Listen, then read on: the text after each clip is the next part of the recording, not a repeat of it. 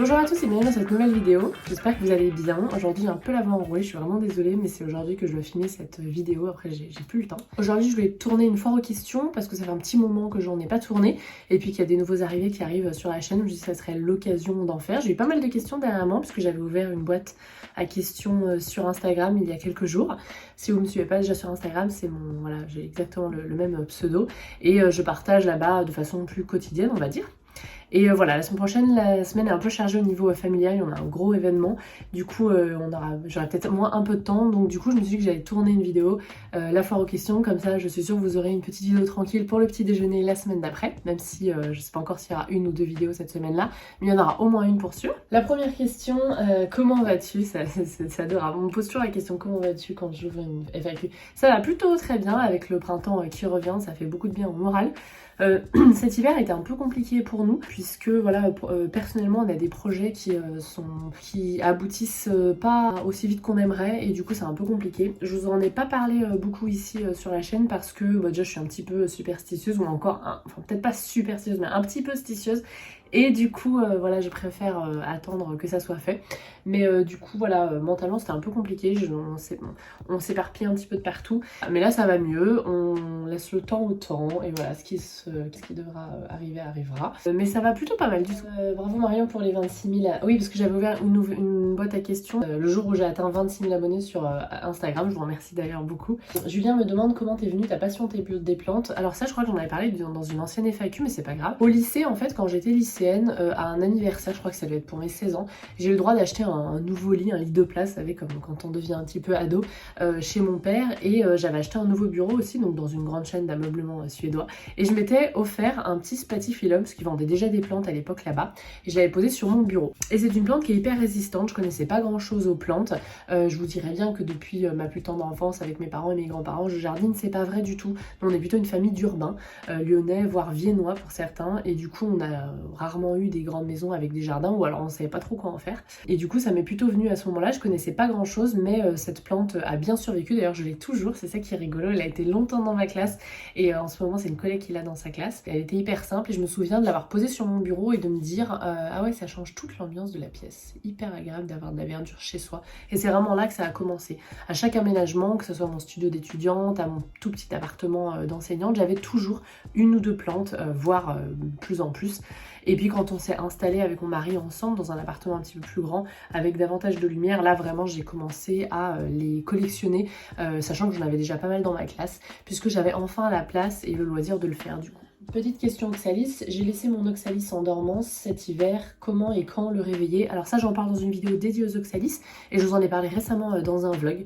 Donc tout simplement on ressort, on recommence les arrosages, attention on ne noie pas la plante non plus, on la met dans un endroit où il fait plutôt bon et lumineux et on arrose une fois que le terreau est sec et au fur et à mesure on va voir des nouvelles petites pousses sortir si les bulbes vont bien. Mais normalement si vous avez fait, voilà, comme j'en parlais dans cette vidéo, il ne devrait pas y avoir de soucis. Alors là une question plutôt lifestyle, fais-tu du sport? Alors en ce moment, zéro, rien du tout. Enfin, je cours après Louis, qui est, voilà, je suis rarement assise, mais je fais zéro sport en ce moment. Avant que Louis naisse, on courait le matin avec mon mari, on faisait du jogging avant d'aller au boulot, c'était à 5h30 pour ça. Ça me faisait beaucoup de bien. Et puis maintenant, du coup, qu'on peut plus y aller ensemble, j'y vais plus. Je suis pas sécurisée à l'idée d'aller courir en ville toute seule. C'est une grande tristesse. Et puis pendant mes années d'enfance et d'adolescence, j'ai fait du ski pendant plusieurs années. Et voilà, ça s'arrête là. Donc en ce moment, c'est vraiment très pauvre. Quel est ton pothos préféré? Je pense que c'est mon pothos argenté qui est en face de moi dans ma chambre. C'est une plante que j'ai bouturée, je suis partie de zéro. Et elle est très très belle maintenant et je l'aime beaucoup. Et c'est un pothos très simple qui est à la fois hyper graphique et sympa, comme la plupart des pothos. Tu es mariée depuis combien de temps? Est-ce que tu penses faire un autre bébé? Nous sommes mariés donc depuis 2018 et faire un autre bébé, bah pour le moment c'est pas prévu je peux pas vous dire, je sais pas. Enfin, honnêtement j'ai l'ambition de ne pas avoir un fils unique, mais vous savez ce qui peut nous arriver dans la vie et ce qui...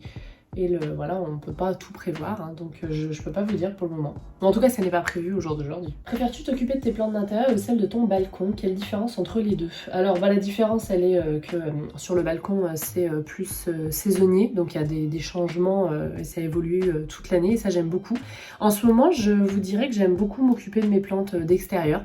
bizarrement j'ai pris vraiment une grande passion, surtout depuis notre déménagement et depuis le fait que le balcon donne sur le salon. C'est vraiment une extension de mon séjour. Autant l'ancien balcon j'y allais plus au printemps et en été, je le délaissais un peu en hiver, autant là je délaisse mon balcon jamais, toute l'année j'y suis et j'apprécie beaucoup de jardiner dessus. Je pense que c'est vraiment lié au fait que je le vois tous les jours. Les plantes d'intérieur, en fait, comme j'ai des plantes d'intérieur qui roulent, qui se plaisent bien maintenant à la maison, il y a des choses à faire, il y a des maintenances à faire, mais au final je les laisse un petit peu plus faire leur vie et c'est moins saisonnier du coup, qui fait bon chez moi toute l'année. Alors il y a des endroits, il y a des moments plus secs que d'autres, par exemple en hiver quand on met en place le radiateur, mais voilà.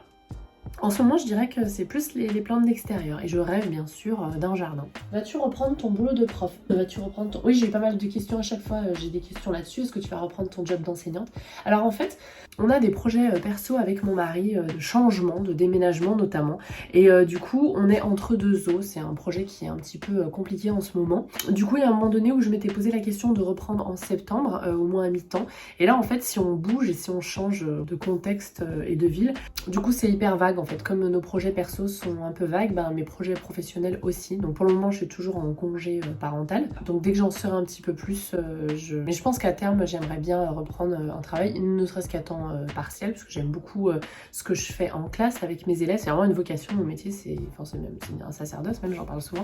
Mais voilà, enseignante, c'est vraiment une vocation. Et du coup, comme quasiment beaucoup d'enseignants, je pense. À la fois, j'aime beaucoup ce que je fais sur les réseaux, que ce soit sur YouTube ou sur Instagram, et puis qui m'a donné l'occasion d'écrire mon premier livre. Donc c'est vraiment des compétences différentes que je développe ici. Voilà, je fais du montage, de tournage, d'animation d'une communauté, enfin des choses que je ne faisais pas avant et qui me plaisent beaucoup aussi.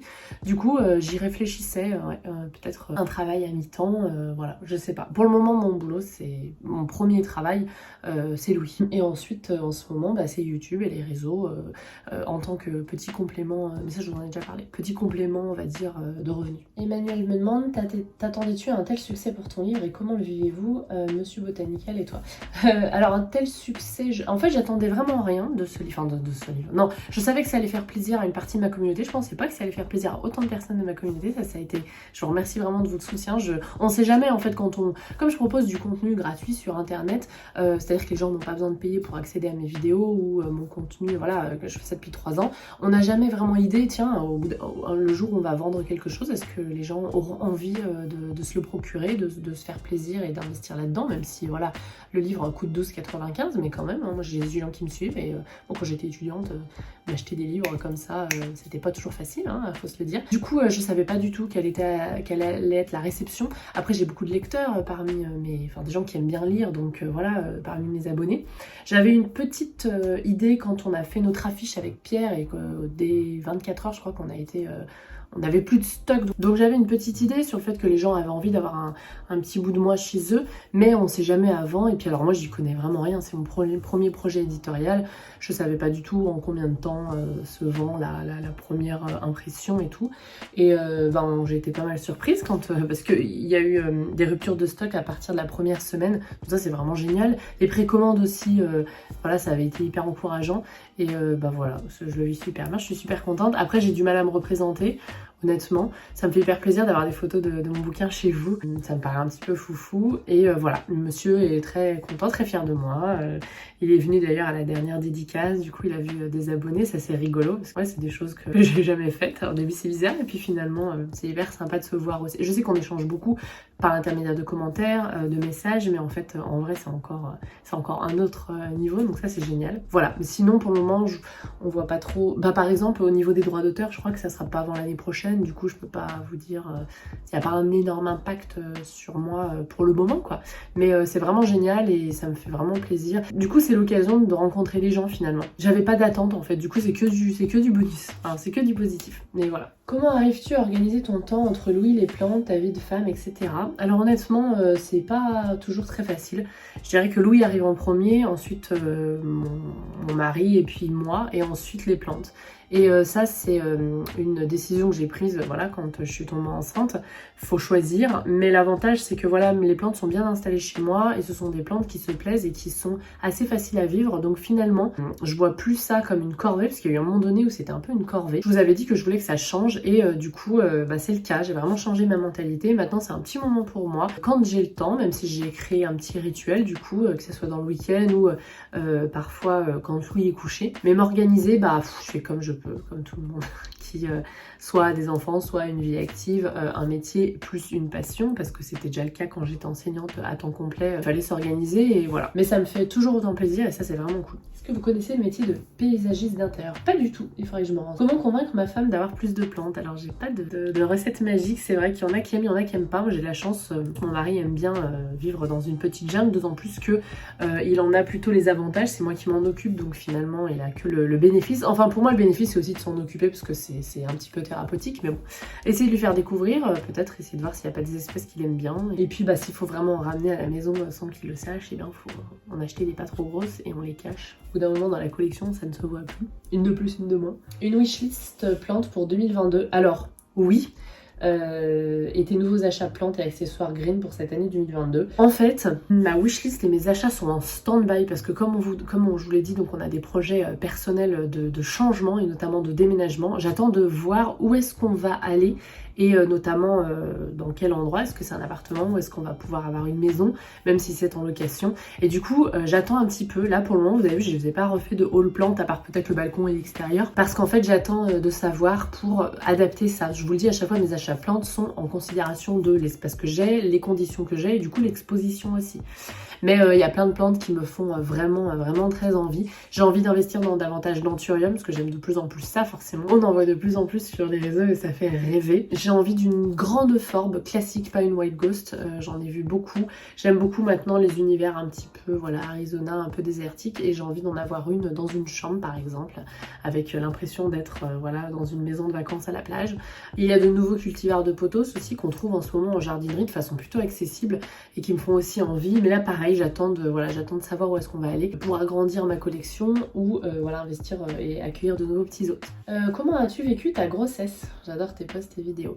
Alors ma grossesse c'était un contexte un petit peu, donc j'étais enceinte, j'étais dans mon premier trimestre pendant le tout premier confinement, donc en pleine pandémie mondiale, donc j'ai vécu de façon hyper un peu bizarre, c'est-à-dire il y avait du positif, j'étais à la maison, je pouvais me reposer, je faisais pas les trajets de voiture, sachant que le soir je mettais un peu plus d'une heure à rentrer de mon école. Bon, j'avais mon mari à la maison puisqu'il était en télétravail et il est resté en télétravail d'ailleurs jusqu'à ce jour, donc il a pu avoir ensuite m'aider pendant le postpartum et même encore maintenant. Donc il y a eu beaucoup de positifs et à la fois du négatif puisque j'ai moins vu du coup ma famille, parce qu'au tout début on savait pas trop quoi faire, on était isolés quasiment tous les uns des autres. Donc je me suis beaucoup réfugiée dans le jardinage. D'ailleurs il y a beaucoup d'entre vous qui nous ont rejoints durant ce premier confinement, c'est sur la chaîne, c'est génial. Doux amer en fait, très bizarre. Et ensuite le fait d'être enceinte, donc on va dire sur un contexte normal, moi j'ai pas... Une première grossesse c'est plutôt calme, on n'a pas d'autres enfants etc à s'occuper, mais j'ai pas extrêmement kiffé être enceinte, voilà, je trouvais que parfois j'étais un petit peu handicapée dans ce que je voulais faire. Mais quand je vois le résultat de cette grossesse, donc mon petit chat, voilà, ça valait le coup bien sûr. Surtout que j'ai pas eu de complications durant ma grossesse, donc vraiment je sais pas de quoi je me plains, hein, franchement. Mais voilà, si je devais donner un ressenti, j'ai pas hâte d'être à nouveau enceinte. Je sais qu'il y a des personnes enceintes qui adorent le fait de porter la vie et tout, d'être hyper épanouie. Moi c'était pas spécialement mon kiff quoi, voilà, tout simplement. Si on me pose la question, je réponds. Quel budget maximum te donnes-tu pour une plante? Alors moi, je dirais que ma plante la plus chère, elle a dû coûter entre 60 et 70 euros. Moi mon budget il est très limité, simplement c'est moi qui me le limite. Voilà, pour moi les plantes c'est des choses qui peuvent mourir et je préfère mettre mon argent ailleurs, donc avant la pandémie dans des voyages et voilà tout simplement. Mais alors ça c'est vraiment c'est personnel, ça c'est vraiment ça dépend des gens. Je suis pas dans le jugement, c'est juste voilà mon expérience. Juste pour vous dire bravo, entre votre YouTube, Insta, votre livre, le nombre qu'on est, plus le temps que vous prenez pour nous répondre. Oh c'est gentil, merci Léa. Est-ce que les poteaux ont besoin de beaucoup de lumière et faut-il les rempoter? Merci à toi pour tout. Alors ça dépend, ça les passe. Ils n'ont pas énormément besoin de lumière pour survivre. Par contre pour s'épanouir, grandir, faire des grandes feuilles, ils aiment beaucoup la lumière. Ils aiment aussi être tutorés malgré le fait que moi j'ai fait cascader. Pour les rempoter, c'est vraiment comme toutes les plantes. Quand le terreau est trop ancien, qu'il boit plus l'eau, qu'il n'y a plus de nutriments, on peut les changer. Et puis quand les racines sont un petit peu à l'étroit, on peut rempoter aussi dans un pot plus grand. Mais globalement c'est une plante qui supporte bien d'être délaissée et d'être un petit peu mal aimée. j'aime pas dire ça parce que j'adore mes potos, mais voilà, qui supportent bien le fait qu'on ait une vie à côté et d'autres choses à faire, et qu'on aime les plantes, mais que on n'a pas toujours le temps de s'en occuper tous les jours. Voilà, c'est pour ça que j'aime beaucoup le potos d'ailleurs. Ta série préférée du moment? En ce moment, alors c'est pas ma série préférée, c'est une série qu'on re-regarde. On a re-regardé Mad Men récemment. Pour moi, c'est l'une des meilleures séries de la Terre entière. Avec Pushing Daisies, que j'aime beaucoup, qui n'existe plus. Ma série préférée du moment, Space Force, avec Jim Carrey, qui est un acteur génial et qui mérite un Oscar malgré le fait qu'il fasse quasiment que de la comédie. C'est pas grave, c'est quand même un très bon acteur de comédie. Quel est ton prochain objectif? Alors si c'est un objectif professionnel, bah pour le moment je peux pas vous dire. Notre prochain objectif, il est personnel, il est de déménager. Pour le moment c'est pas encore dans les papiers, donc je peux pas... Enfin c'est dans les papiers mais c'est pas encore abouti, donc je peux pas vous dire. Je voudrais me faire un petit coin de plantes, comment me lancer? Alors déjà voilà, savoir où est-ce qu'on veut mettre ses plantes, si c'est un petit coin, connaître son exposition et ensuite y réfléchir, suivant s'il y a beaucoup de lumière, pas beaucoup de lumière, s'il fait froid à cet endroit-là. Et quand on se lance, quand on est débutant, j'ai une vidéo dédiée par exemple, mon top 3 des plantes pour débutants, pour commencer, se donner confiance.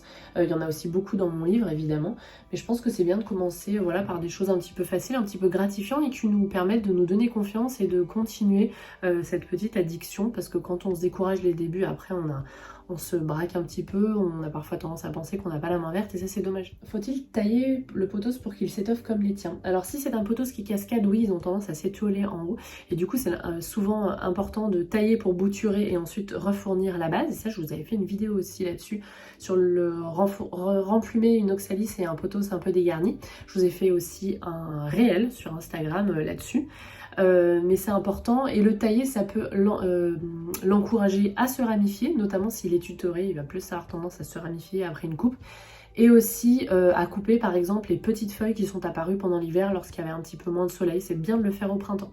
Si ça vous intéresse une vidéo sur le printemps, vous me direz, je vous en ferai une dédiée. Quel conseil pour l'entretien et le développement des baby plantes? Arrosage, rempotage. Alors, les baby plantes, souvent, la motte est plus petite et du coup le terreau sèche plus vite. Donc il faut faire attention à ne pas les oublier, contrairement aux grandes où le terreau, la motte sèche un petit peu moins vite. Donc ça peut être un souci. Et dès que on voit les racines commencer à être serrées, rempoter dans un pot un peu plus grand. Parce qu'une petite plante, elle est un petit peu plus fragile, son système racinaire est un petit peu moins mature et un peu moins installé. Donc si on rempote dans un grand pot, elle risque de s'épuiser au niveau elle va développer en fait ses racines au lieu de son feuillage. Le problème c'est que le feuillage est assez éparse puisque c'est une petite plante et que c'est lui qui sert à la photosynthèse et à développer en fait le reste de la plante parce qu'elle a de la chlorophylle dans ses feuilles. Du coup y aller progressivement, pas hésiter dès qu'elle est un peu serrée à changer de pot, à passer, mais à la dimension, au diamètre un petit peu au-dessus. Donc y aller progressivement et bien la surveiller du coup, soit quand elle a soif, soit quand elle a besoin d'être empotée. Quels sont tes objectifs court, moyen et long terme? Le premier objectif, je vous en ai parlé, c'est un objectif personnel. Mon mari a changé de travail et du coup nous aimerions déménager. Ensuite, professionnel, ben voilà, j'aimerais bien reprendre une classe à mi-temps pour pouvoir faire un petit peu des deux choses que j'aime, donc à voir si c'est possible. Et l'objectif long terme, et ben d'être heureux. Je pense que ça devrait être un objectif qu'on devrait toujours se remettre en tête. Pour l'instant, je suis très heureuse, mais je suis pas en train de dire que je suis pas heureuse. C'est une chose sur laquelle on doit travailler, à mon avis, constamment. C'est sur le long terme, du coup. C'est un peu un marathon, le bonheur. Marion Laprune, dans ton ancien appart, tu avais un magnifique Hoya qui fleurissait. C'était un Hoya Bella. Alors au début, il était dans la chambre de Louis, puis il a pas aimé être plein d'or, et il commençait à avoir des feuilles qui s'abîmaient. Et je l'ai donné à une amie, du coup, qui se plaît beaucoup mieux chez elle. Et d'ailleurs, j'essaierai de lui demander des photos, des nouvelles, pour vous les mettre ici. Hello, peux-tu nous recommander des engrais pour les plantes d'intérieur, pour les plantes vertes d'intérieur? Alors soit vous prenez de l'engrais liquide, alors dans ce cas-là, moi j'aime beaucoup celui Performance Organique de chez Fertigène, c'est celui que je reçois dans le cadre de mon partenariat, mais c'est aussi celui que je préfère de toute la gamme. Il vous permet de doser, donc vous pouvez même continuer l'engrais durant l'hiver. Après vous pouvez aussi partir sur des petits bâtonnets ou des petites... il y a les dés à pousser aussi de chez eux d'engrais. Du coup vous glissez dans les grandes plantes et dans les pots moyens au début du printemps. Là ça va diffuser pendant 6 mois à chaque arrosage et c'est un vrai gain de temps. Dans tous les cas ce sont des produits qui ont le NPK, donc azote, potassium et... phosphore. Et du coup les plantes voilà aiment bien.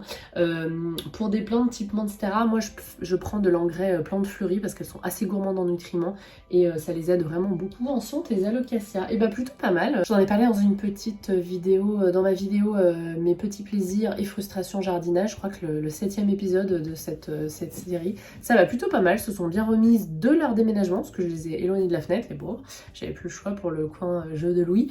Et de l'attaque de trips. Ça va plutôt pas mal. Après, je les surveille régulièrement et je les douche du coup régulièrement pour éloigner les nuisibles et les décourager à s'installer, puisque c'est souvent la sécheresse qui les encourage. Ton mari doit-il se rendre aux États-Unis pour travailler parfois? Alors pour le moment, ça n'a pas été le cas ces dernières années, mais je pense qu'à l'avenir, ça va être le cas. Est-ce que tu travailles à temps plein à l'Éducation nationale? C'était le cas jusqu'à mon congé parental, j'étais à temps plein. Comment stockes-tu tes bulbes de caladium hors saison? Alors ça, je vous en ai parlé dans plusieurs vidéos, dans du papier craft avec de la perlite au cas où, mais je les laisse bien sécher et dans une petite boîte qui vient d'ailleurs de chez Brutus Jardine pour les garder dans l'obscurité. Comment trouves-tu du temps libre pour t'occuper de tes plantes? Je sais que les profs travaillent beaucoup. Et bien quand j'étais pas en congé parental, je faisais ça le mercredi et parfois les week-ends, sachant que je travaillais beaucoup entre midi et 2 et le soir, et pendant les vacances scolaires, je préparais ma classe pour que la période soit plus fluide. Après, après ça faisait quand même 9 ans que je travaillais, donc les premières années, on travaille même le mercredi, le soir, tout le temps,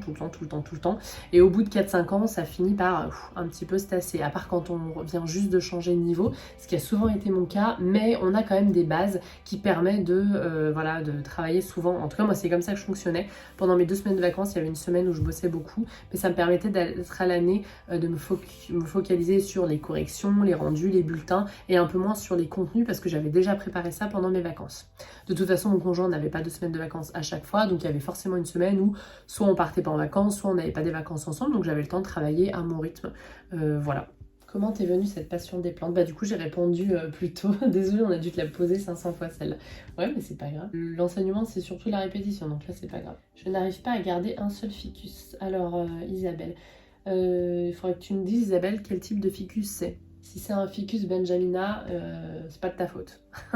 Est-ce qu'on aura le droit à un plan de tour? C'est vrai que le dernier date de l'été 2020, ça fait au moins 2 ans. Promis, on va s'y mettre avec mon mari, un jour Louis est à la crèche, on va s'y mettre, promis. Surtout que j'en ai pas fait depuis que j'ai pris cet appartement, ça commence à faire un petit moment maintenant. Pensez-vous écrire un livre pour les enfants sur les plantes? J'adorerais. J'essaie de me remettre de l'écriture de celui-ci déjà, parce que ça m'a pris... je pense en tout et pour tout 9 mois, dont 4 mois d'écriture intensive la nuit, en tirant mon lait, je me souviens, parce que Louis dormait peu, puis j'étais à la maison avec lui. C'était pas facile, donc j'essaie de me remettre de ça, et puis on verra peut-être. J'adorerais, j'ai plein d'idées en tout cas. Les idées ne manquent pas. Mais ça c'est comme pour tout, pour les vidéos, pour les contenus Instagram, les idées ne manquent jamais, mais c'est le temps qui manque. Est-ce que tu vas faire un petit potager cette année sur le balcon? Merci pour tes vidéos, un vrai moment détente. Merci Manon. Cette année, non. L'an passé j'avais, c'était quand même limité depuis que j'ai mon mini balcon. Autant avant l'ancien j'avais des tomates et puis des fraises. L'an passé j'avais seulement fait des fraises et des aromatiques. Cette année ça ne sera pas le cas. Alors pour 2 raisons. Tout d'abord, voilà, le rendement est pas ouf quand on a un petit balcon comme le mien, donc je me concentre un peu sur l'ornemental et le joli.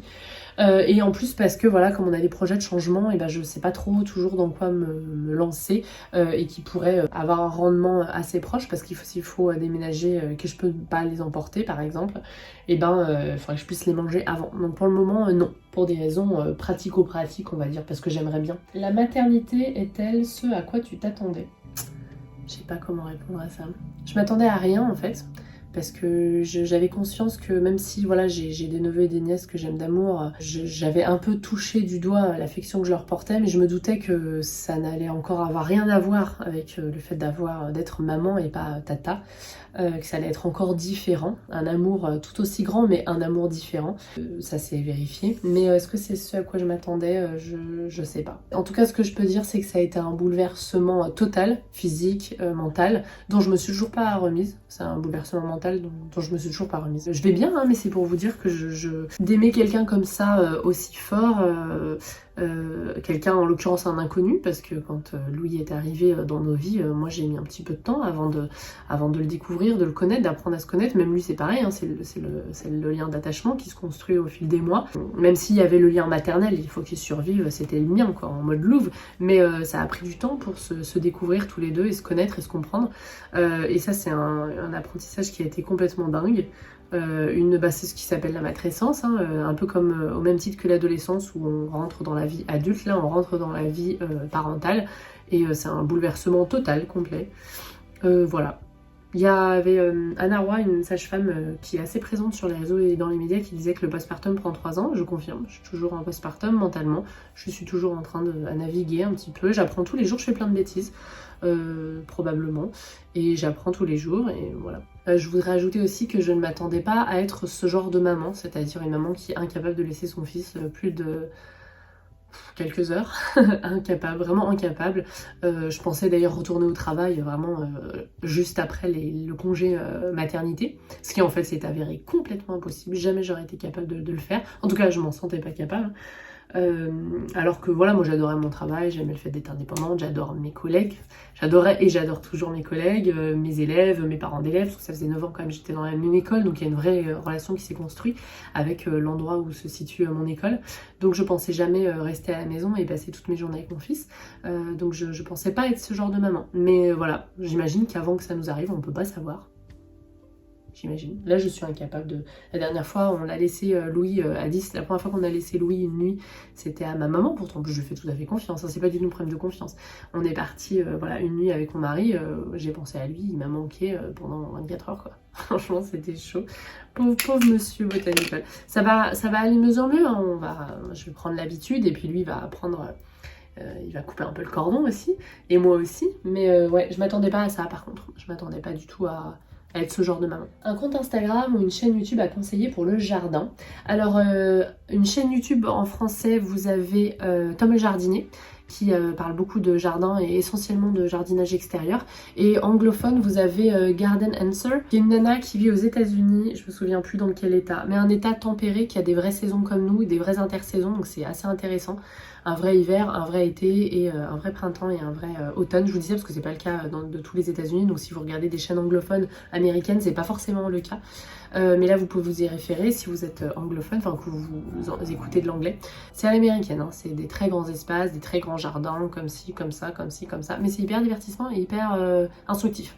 Et la nana est hyper agréable, c'est un bonbon cette nana, je l'adore. Bonjour Mario, que penses-tu de la culture en vitrine pour chez toi? Alors j'ai pas la place de le faire chez moi, donc je ne le fais pas. Peut-être qu'un jour je le ferai si j'ai une maison et une pièce pour le faire.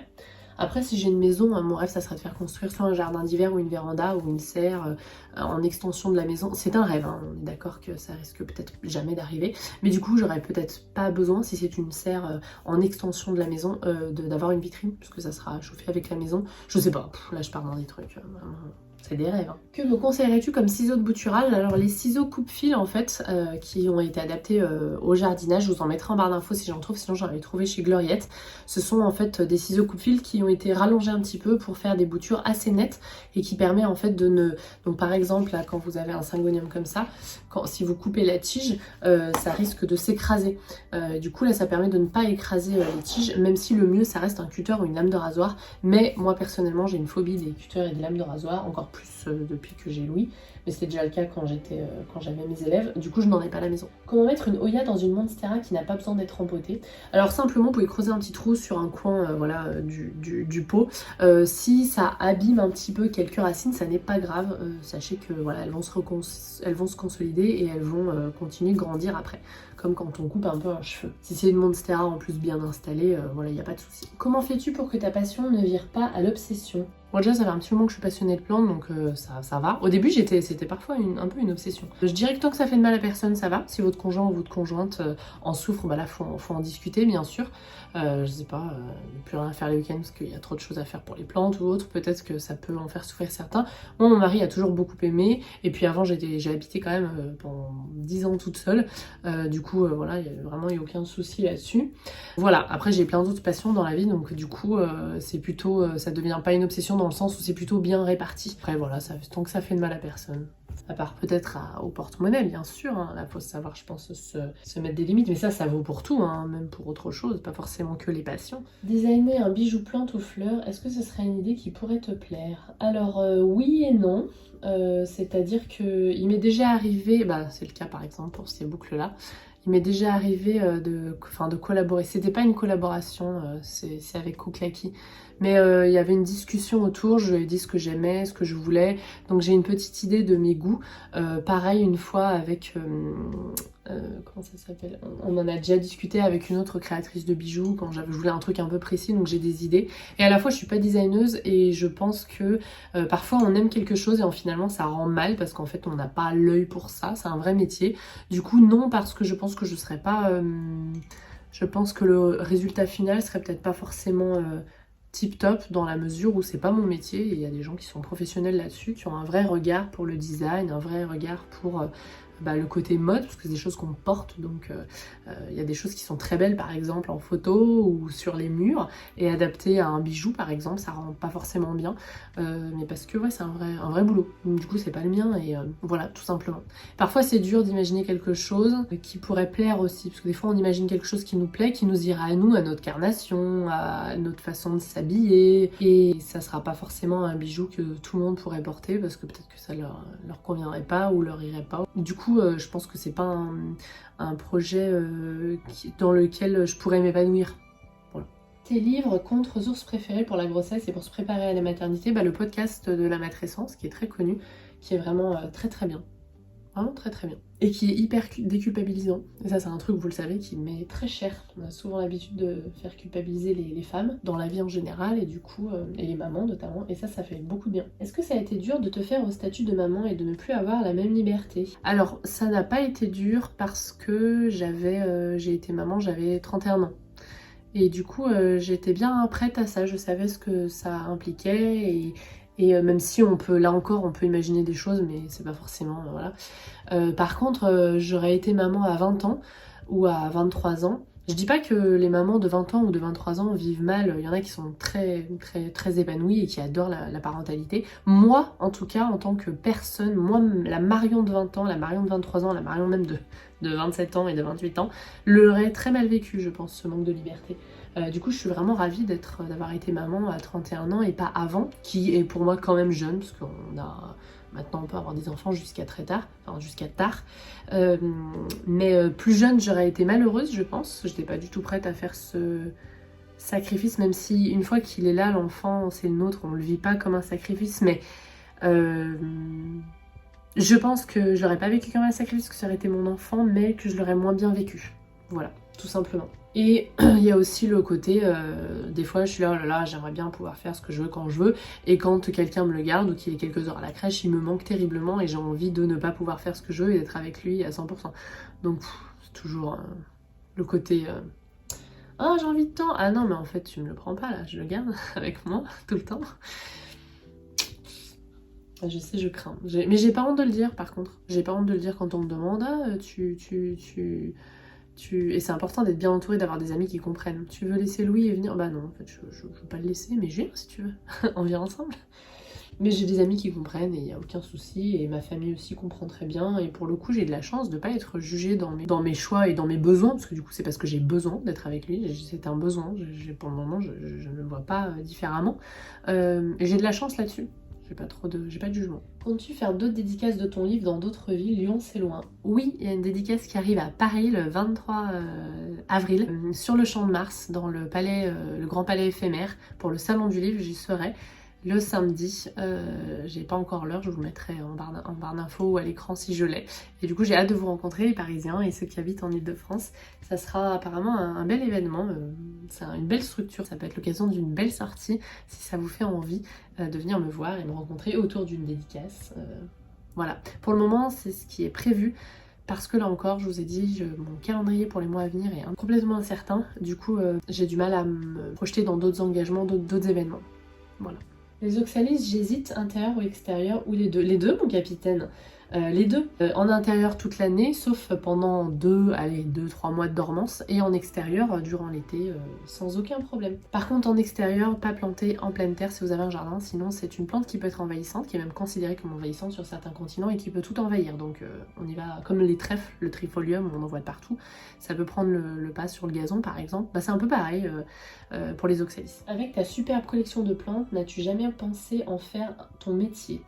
Belle journée. Alors oui et non, quand j'ai commencé YouTube c'était vraiment, c'est uniquement du loisir. Là maintenant que ça devient une petite complément de revenu, c'est à la fois du loisir et de la passion et à la fois un travail, même si j'ai la chance d'avoir un diplôme et un concours qui m'est très précieux et que j'aime beaucoup mon métier d'enseignante. Donc si un jour j'en ai marre et que j'ai envie de tout arrêter, je peux reprendre autre chose, c'est vraiment une grande liberté, j'estime énormément ma chance. Du coup au début pas du tout. Maintenant on me pose souvent la question parce que maintenant que certaines marques s'intéressent à moi ou les éditeurs, etc. Dans l'état actuel des choses, en ce qui concerne les revenus, ça ne pourra jamais être un vrai revenu. En tout cas, je gagnerai, pour le moment, je ne gagne pas du tout ce que je gagnais en tant qu'enseignante. Et pourtant, on n'est pas payé des milliers des cents. Donc ça n'est pas du tout viable sans, je pense... Peut-être que si j'avais expliqué, si je me mettais peut-être à temps complet là-dessus, que Louis allait à la crèche tous les jours ou autre, peut-être que j'arriverais à me dégager un SMIC, mais il faut enlever 22% d'URSSAF. Je sais pas trop, il faudrait que je fasse le test un mois pour voir. Après, c'est pas dans l'absolu un objectif pour deux raisons. J'aime mes collègues et j'aime les relations, le relationnel, et j'aime l'enseignement. De toute façon, c'est un peu ce que je fais sur les réseaux finalement. C'est toujours un peu ludique et toujours un petit peu éducatif. C'est bien un peu la continuité de ce que j'aime faire. Du coup, je pense pas que ça soit un job à temps complet. Et j'aime bien me rendre sur place, sur le travail, alors que là, on est quand même beaucoup tout seul, beaucoup à la maison. Là, ça va bien parce que mon fils est jeune, mais un jour, il reprendra l'école et il sera tous les jours à l'école. Et alors moi, tous les jours être à la maison... À part si je me trouve un espace de coworking, je pense que ça me plairait pas forcément. Et voilà. Après, je pense qu'on fait partie de cette génération, on aime bien faire des trucs... Ça s'appelle être slasher, je crois que c'est dans le dictionnaire maintenant. C'est quelqu'un qui fait plusieurs boulots. Donc voilà, bah, c'est tout pour cette vidéo. J'espère qu'elle vous a plu, cette petite question-réponse pour vous accompagner pendant votre petit-déj. En tout cas, moi, je vous remercie pour toutes vos questions. Et je vous souhaite un très bon week-end et je vous dis à la prochaine.